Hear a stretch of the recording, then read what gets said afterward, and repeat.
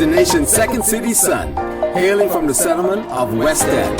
Curt Hollingsworth, or simply Mr. H, is a well-respected educator, coach, and sportsman with a career that has come full circle. Bahamas Athletics, Fast Track News, number 1 in the field. We're here at the National Stadium, the Thomas A. Robertson National Stadium, and we're here with without a dear friend of mine, Mr. Curt Hollingsworth. We all call him Mr. H. And good afternoon to you, sir. Good afternoon, Kermit. How are you doing? Good. And thank you for accepting my invite, man. Not a problem. Always make myself available for you, man. All right. So the whole inspiration about this interview is to talk about the BIS, the Track and Field Championships, right? But before we dive into that, for those folks who really don't know Mr. H, tell us a little bit about who Mr. H is. Well, that's a very interesting one. You know, I've not been asked that question very often. But Mr. H, Curt Hollingsworth, Curt G. Hollingsworth, I was born in West End, Grand Bahama, quaint little settlement, as everyone knows. And I've always had an inspiration to become an auto mechanic. Really? And that was rather strange, you know. I ended up being taken into Miami, Florida, where my mother would have I call it deposit me to attend high school, because it was actually on a trip, on an Easter break, where she said we are traveling to the States. And during that time, I actually was qualified as a high jumper to travel into Nassau. So my desire to travel into Nassau was greater than my desire to go into Florida. But it ended up being a blessing for me. I attended Carroll City High School as a basketball player and a track athlete, high jumps specifically. I went on to play college basketball at the local junior college there in Miami, and subsequently went on to J.C. Smith, where I played some basketball there. I ended up returning home to Grand Bahama and toyed around with a couple of sales jobs, and I began volunteering at Sunland Lutheran School at the time, assisting a gentleman who turned out to be a good friend of mine, the late John Lane, who was a physical education teacher there. And because my degree was in physical education, when he was about to leave, he recommended me to the administrators at Sunland. My career took off as a physical education teacher and also a coach of many different sports. And the motivation behind doing that, Kermit, was to ensure that I convey positive messages to children, to give them the opportunity to maximize their potential. So that inspiration on a daily basis, encouraging them to become the best person that they become, whether it's in sports or in life, because, you know, sports is a phenomenal thing. It causes one to develop a real positive image of oneself, character, good judgment, discipline, and everything that it takes to become a contributing individual to our society. And so that has been my thrust. You know, I'm married. I've been married for enough years to have grandchildren. I'm happily married, and I've been married for some 41 years. And I've been thankful to God for that blessing and that union. And so I've continued my physical education. I was recruited to the then Freeport Anglican School by Anita Doherty and Father Harry Bain, who was the then principal. And I just continued to do my work. I was later asked to consider the position of vice principal for Sinan School, one of the noted private schools in the Bahamas. I took the challenge up, served there under a very distinguished lady in the person of Mrs. Cynthia Welts. And I worked with BAISS very closely for those years as an administrator, but not a direct administrator, because the organization actually allows for principals to play the more meaningful role, if I can just coin it that way, for the time being. I was in 2017, I was asked by the authorities, the Anglican authorities, to consider the principal's position at Bishop Michael Eldon. And I say, well, if I could have done this for 13 years or so here as a vice principal, I took that on and I went into Grand Bahama, where that worked out really well. And I worked with kids. I stayed in the sporting world, continuing to make my contribution. In 2019, I was asked once again to consider returning to Nassau as the principal at St. Anne's School. Once I returned to St. Anne's School, I then became more intimately involved with BAISS as one of the coordinators, specifically for the track program. And so that's basically where we are now. You know, it was very, very exciting being a member of that part of it. Now, after hearing all of that, that means that for years now, sports has basically been all of your life. Sports has been my life. Sports have made me the man that I am in building my character and building the moral values and the discipline and the integrity that I always say to my children at school. When you see me, and if you see me misstepping or miscommunicating, I want you to say to me, Mr. H, but you told us not to do it this way. And so I took pride over the many years in saying, do as I do, and not necessarily do as I say do, and not do the things that you should be doing. One of my favorite lines is like this, Kermit. Your actions must match your words. If your action isn't matching your words, you have no integrity. And that's something that I've lived by, and I've tried my best to model and demonstrate, particularly for the young people that I'm involved with on a daily basis. Talk about the different levels that you function at. I know at one point you were the B3A's vice president and president. Talk about the different, and I can't speak to basketball, so talk about the different levels of involvement of sports at the highest level you have gone. Well, you know, interestingly, I served as the president for the Grand Bahama High School Sports Association for a number of years. That in itself prepared me from a sports administrative perspective to be able to move at the different levels, as you would say. And so upon relocating to Nassau, I was approached and asked to become more involved with the B3As.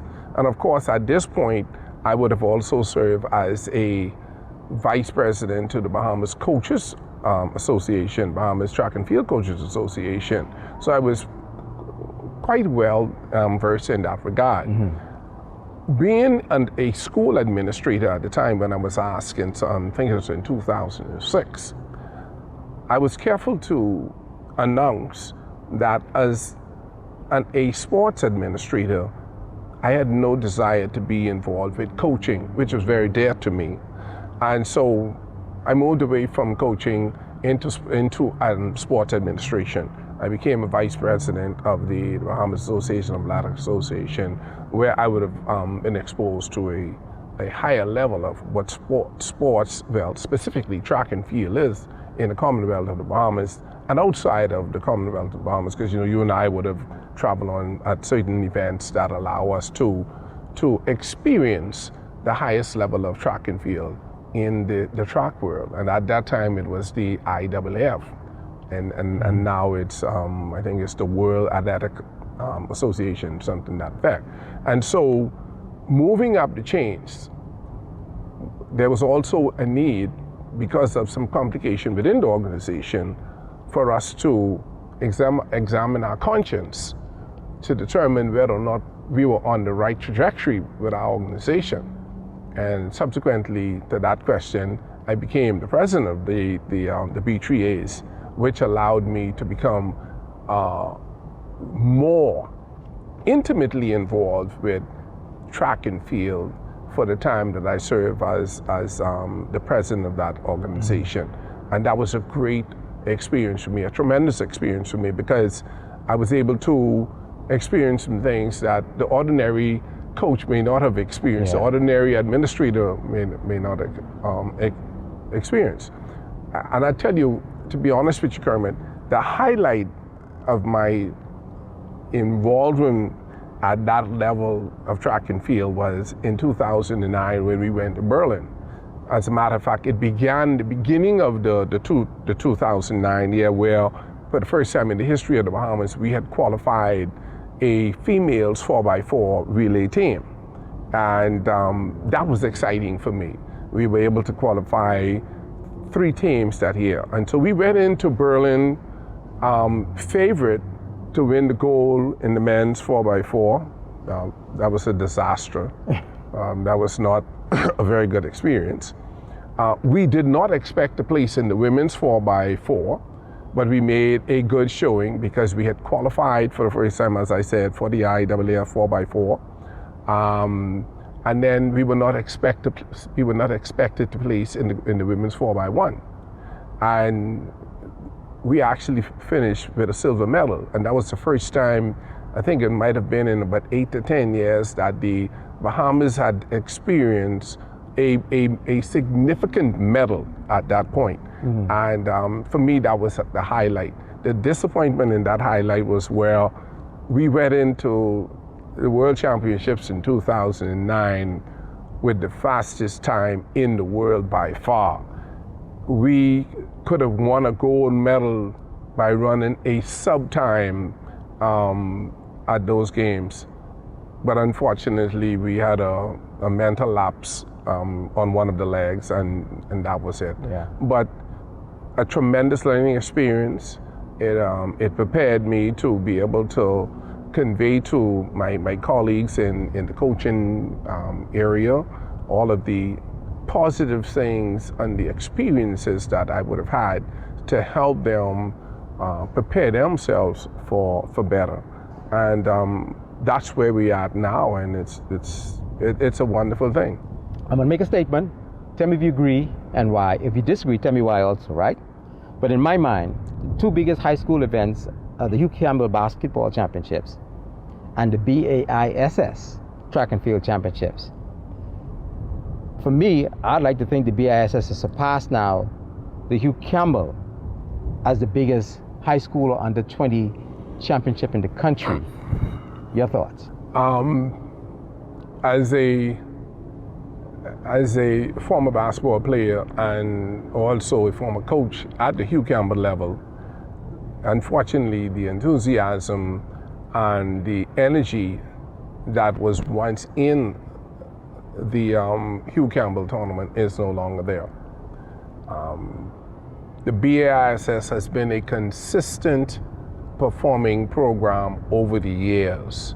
BAISS, the product of BAISS track and field is unmatched by any other track and field product in this country. That is true. And at the end of the day, it's a matter of what's next for BAISS. Where do we take BAISS from here? We have experienced a lot of history, rich history at the BAISS level. We have seen athletes in the likes of Shawnee Miller, Tony Darling Williams, and any number of world-class athletes that came from BAISS. And the list is too long to actually go through. And I've already called those 2 names, and I'm probably already in trouble. But this particular product, BAISS, once we begin to reorganize and decide what is next for BAISS, that is the question. And I'm in my mind, because I have been exposed to some of the highest level of high school track and field in the region and also in the United States, I think the product that we have here, once marketed properly, once we involve corporate Bahamas along with our schools the way we have been doing over the years, because we have a built-in market. Mm-hmm. And once we begin to open up our product to invite the everyday patron into our organization, because BISS is a pretty tightly knitted organization, and the track and field itself, where we minimize the amount of other patrons that we allow to come into our gates. Let's talk a little bit about some of the history of BISS. For years now, SAC, the Big Red Machine, has been BISS. Mm-hmm.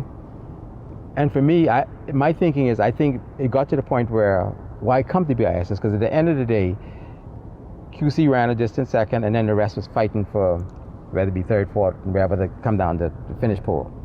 In your mind, with a run that long, if it had continued, what do you think would have happened to BISS? BISS would have probably been at the same level it was at during that period, and it's simply because of the following of one or two schools within the organization. The fact is, there were only 4 schools, maybe 5 schools at the time, that were players in the game, but they were distant players in the game. You know, you would have had BISS, as you said, would have been running away, and the closest competing school would have been maybe 700, 800, 900 points. And over the years, you would have seen where greater effort would have been placed into developing individual schools' program. And so you've seen a slow turn in the quality of athletes that are now attending different schools from 1 to 12. And you can see the significant difference in performances at these individual schools, which is a super thing for this particular product, because now you're seeing more parity over the last couple of years. You've seen the numbers shrink. You've seen where QC was able to capture a couple of titles. You've seen where St. John's have, particularly in the last year or two, closed the gap significantly. All of the other schools have closed the gap, and they've been taking points away from the top. And so once we decide that we are going to market this product, and every single school within our organization sense where we are going with this product, I think a greater effort would be placed into developing our athletic program and our sports program on the whole. Because this field and this track and field in BISS, like I said, it's a super thing here in the community. And I'm willing to bet if we approach this the right way and using the right strategy, that we can parallel and propel ourselves to the level of champs in Jamaica with our population. Because you mentioned Queen's College, because one of my next one could be also, in my mind, without a shadow of a doubt, when QC decided to answer the challenge to one day be the BISS track and field championship or champion, all of a sudden then the BISS now championship went to a whole new level. Absolutely. In your mind, talk about that rivalry. I mean, from ground zero when QC, maybe 5-6 years ago, first decided to answer that call to eventually when they actually won a championship. Like everything in life, Kermit, in my view, if you have a desired goal, you now have to put in place the steps that you need to take in order to achieve that desired goal. Okay? And so now your objective is what? And how do you get to that goal? You can get to that goal by beginning with revamping your program. Your individual school now have to decide on what and how are we going to be competitive in order to get to that level, to that goal that we have set. You just can't jump from there on day one. Uh-huh. And so the goals are set, and you prioritize those goals.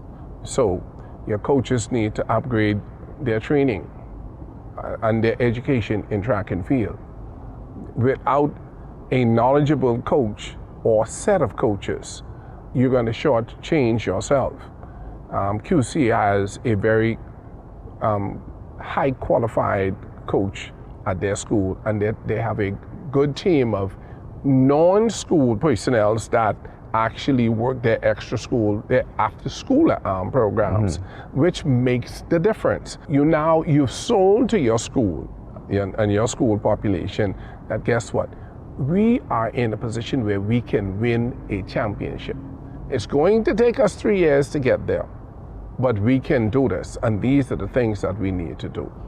Build the capacity in our coaching level of coaches level of education. Build athletic capacity through a couple of means, either attracting potential athletes to your school or recruiting athletes to your school who show promise. In order to get to that level and achieve that goal, those are some of the things that athletic programs ultimately will have to consider if they want to be competitive. And you know, what I find interesting is children want to identify with winning. We all want to identify with winning. The minute QC would have shown some light of showing up, just barely losing the first one, all of a sudden QC doesn't have to sell its program no more. I want to go to QC, as people say about SAC. I want to go to SAC of an established program. Now they want to go to QC. And you know what is happening today? There are a number of students who now want to go to St. John's because St. John's is revamping. They have been working on revamping their program for the last couple of years. And of course, you can see the significant improvement through the points on the board and also the performances on the track. And so more schools are beginning to look at the model that was established by QC and say, you know what, this is a good model. Let's follow this model because I believe we can be successful. And that's what you do. There's no need to say to yourself, we need to reinvent the wheel, all right? You look at what the best practices are, and you taper the best practices based on the culture of the school that you have and the school's program.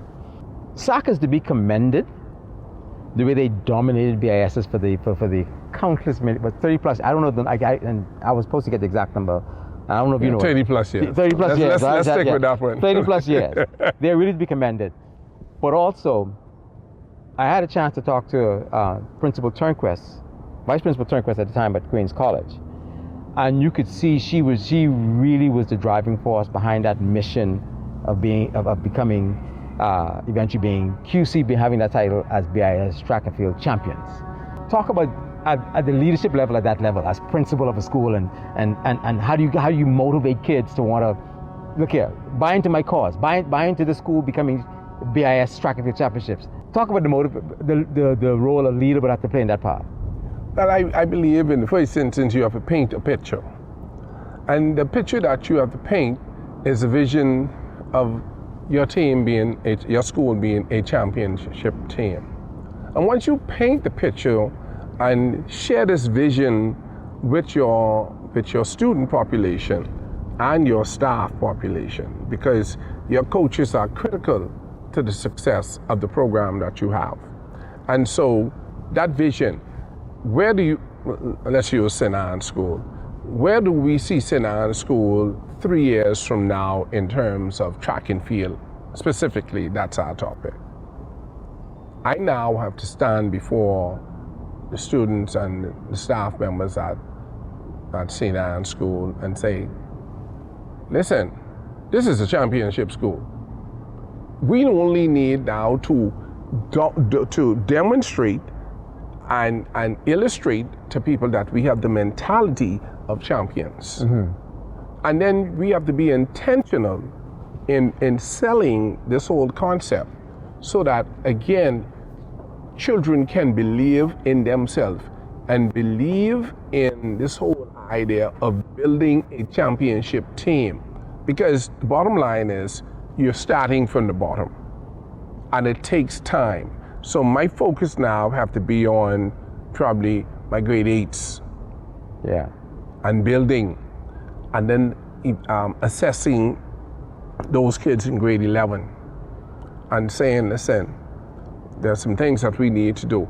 Put in place a development program so that you can begin to strengthen their mental capacity, strengthen their physical capacity, so that they can begin to believe. One of the things you realize this because you were into training yourself.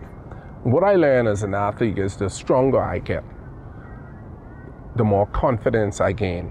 And so proper preparation and fitness is essential to one's confidence in what they can do in an individual sport, particularly like track and field. And so you got to build this program, and it begins with a vision and a desire to become champions. What QC did was commendable, because the principal had a dream and a desire to win this championship.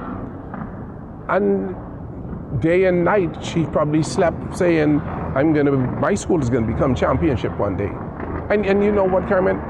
I believe in visualization, and I believe that if you continue to see things the way you want to see things in a positive light, at the end of the day, you can achieve those things that you would have imagined, and you continue to visualize. And so that's a part of the coaching philosophy, visualization.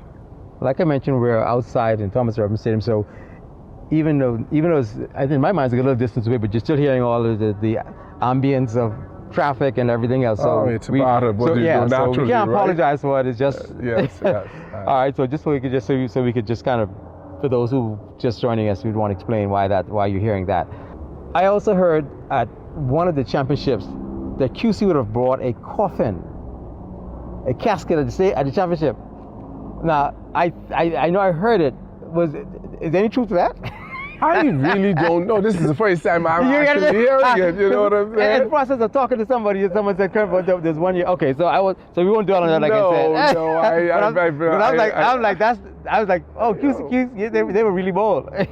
No, I would not have heard that. Okay. It requires a lot of confidence. But I also want to talk about all that, and you touched on it also. But because at the end of the day, the rivalry became a virus with all the other schools, and it caught on. So you touched on that. Now let's talk. And you mentioned also about the brand and marketing. And for someone who's kind of been involved with branding with the B3As and branding of track and field, in my mind, I figured the branding of BISS would have been to another level long before now. Because from my mind, the minute QC decided to answer that call to really take it to competition to SAC, and you saw where, it got to the level, one point where more folks were coming out, taking time off from work. They were taking vacation time around BISS. Going forward now, going into 2021, pandemic, COVID-19 cooperation. If you can, are there already discussions regarding where can we take 2021 and beyond?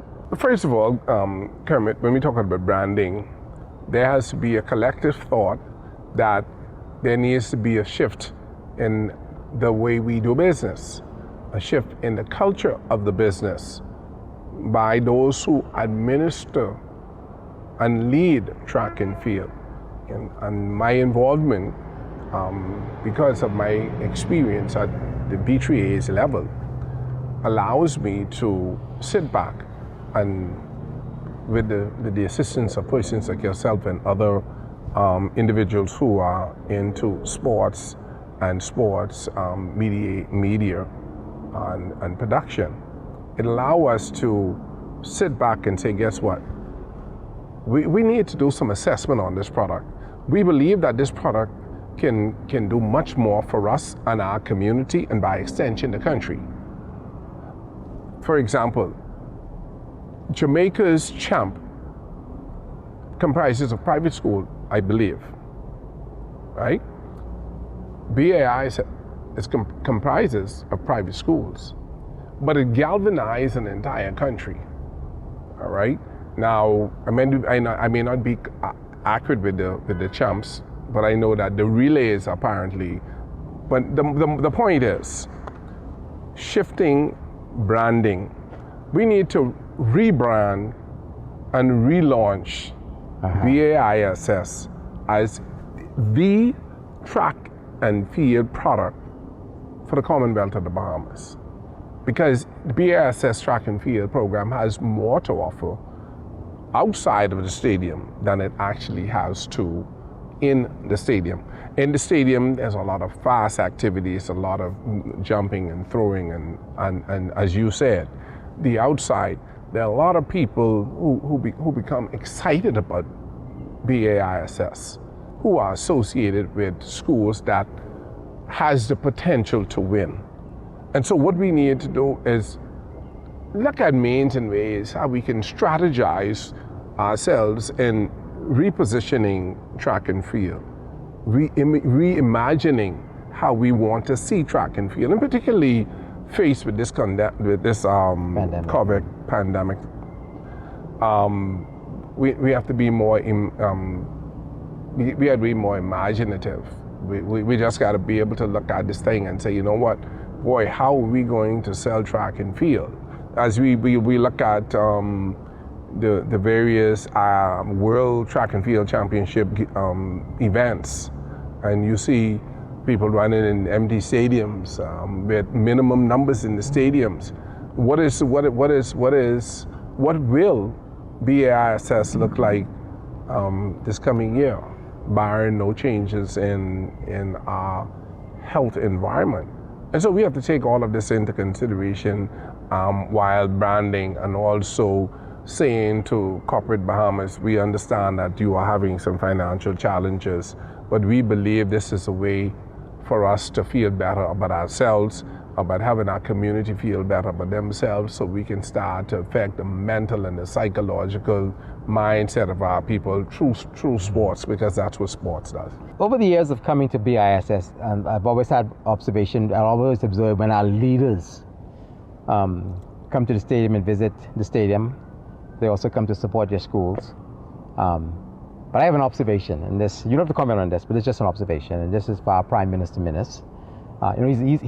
He's a sucker, and but when he comes, he stays in that red zone.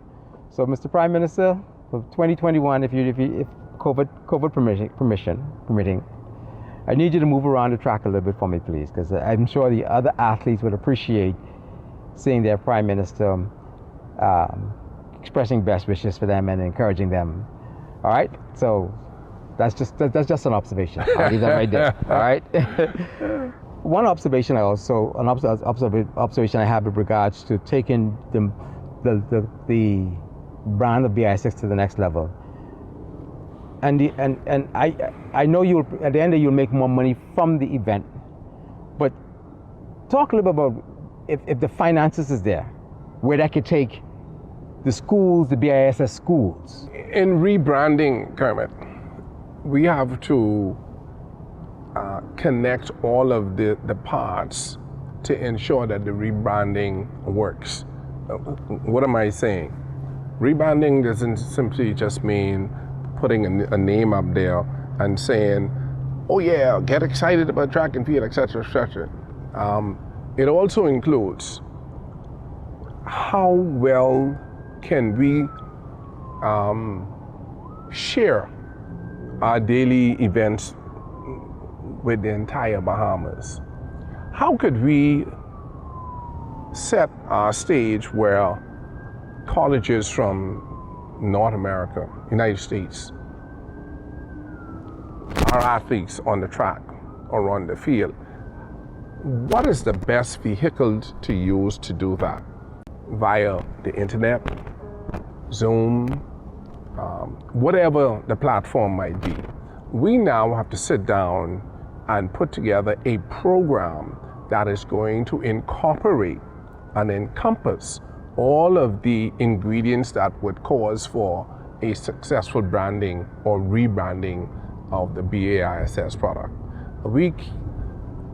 We should not just remain in a position of stagnation where we have a small camera just going around the stadium and saying we're taking in track and field. No, that's not it.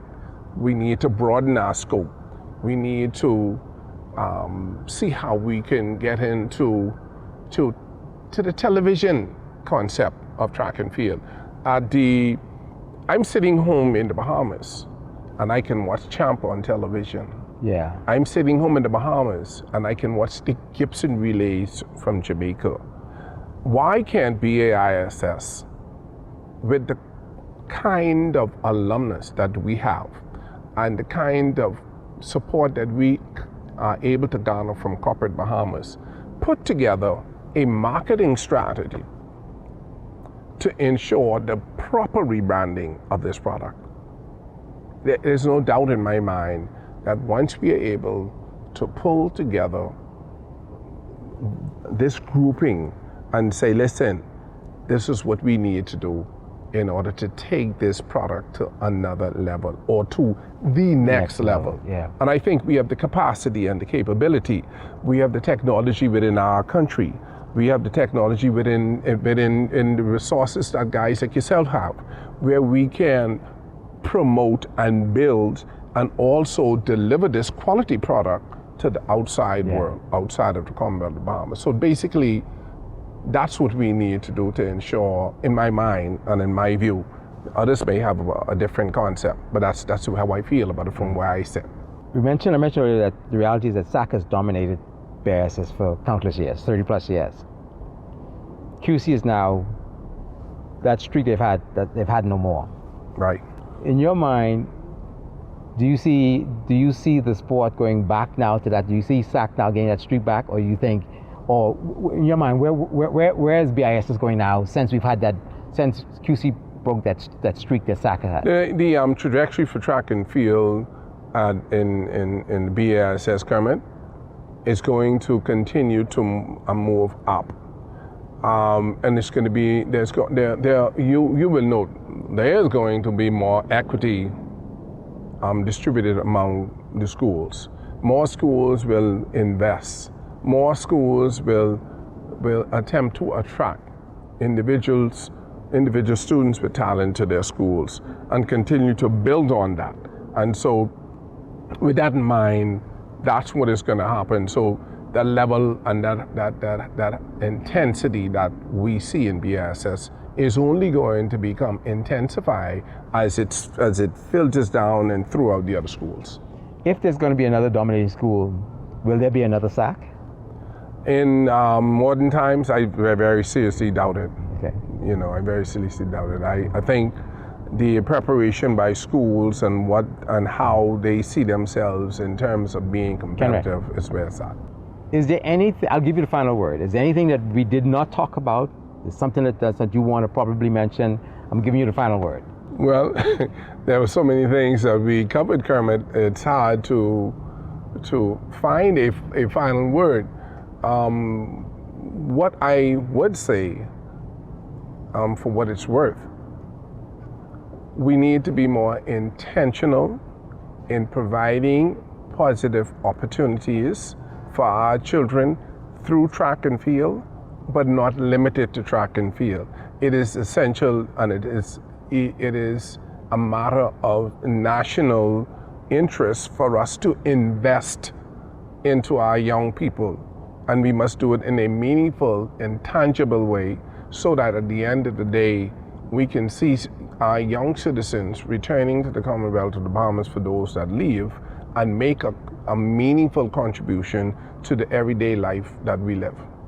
What's your thought on seeing a Shanae Miller in the stands at BISS, Stevie Gardner in the stands at BISS, a Chris Brown in the stands of BISS? What do you think it will do for the athletes, just knowing that our rock star world athletes? It would be a phenomenal experience for our children, and they would now have a local image that they can identify with, a local personality, as someone who would have achieved at the highest level of athletics at the world level. And so them being in the midst, what does that do for the children? they look at them and they see hope. They see hope. If they are able to do it, if a Stevie Gardner from a little tiny island can do it, I certainly can do what Stevie did. And so it creates an opportunity for people to say, you know, there's hope. Never mind everything else that is going on around us where people are saying there's no hope in the young people in our future. There's more hope in the young people in this country than you could ever imagine. We'll wrap up with this. If I could ask you to put it in one word, what is BISS and what is track and field? Excitement. That's it. Excitement. You step onto the track, it's excitement. In the stand, it's excitement because everyone is so passionate and enthusiastic about what is going on. You can feel it the minute you walk into the stadium. Well, thank you so much for your time. I really appreciate you taking the time to grant me this interview. And so we look forward to will of the good Lord, we're looking forward to a very exciting 2020-21 BISS Track and Field Championship. Appreciate it. Thank you for having me. Bahamas Athletics is proudly sponsored by T-Bird Flyers. Quitting is not an option. Established in 1983. Red Line Athletics. Champions are not born, they are made. Stone Arch Sports Management. Built to win. Star Trackers. Track and Field Club. Trackers make it look so easy. And Proactive Chiropractic and Wellness Center.